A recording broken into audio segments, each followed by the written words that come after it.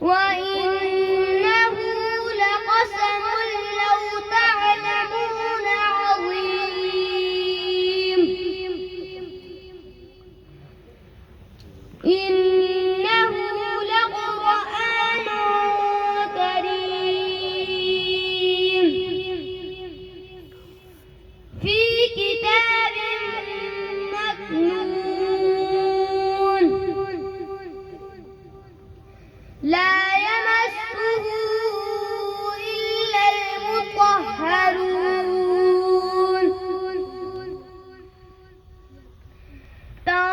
تنزيل من رب العالمين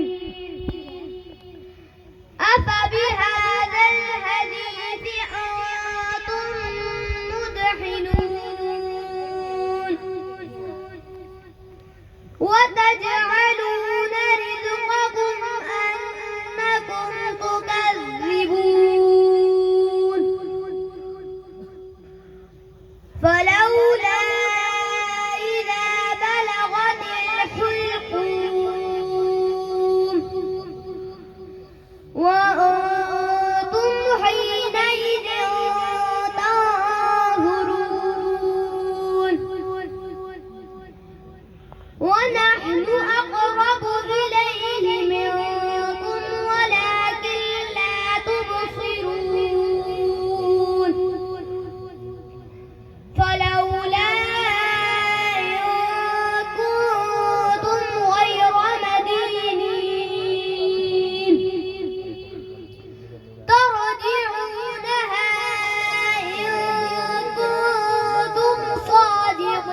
صادقين فأما إن كان من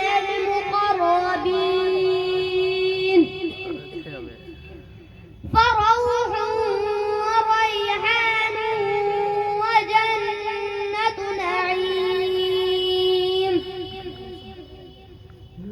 وأما إن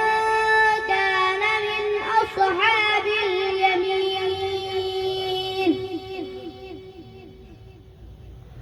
فسلام لك من أصحاب اليمين وأما إن كان من المكذبين الضالين فنزل من حميم وتصلية جحيم إن هذا لهو حق اليقين فسبح باسم ربك العظيم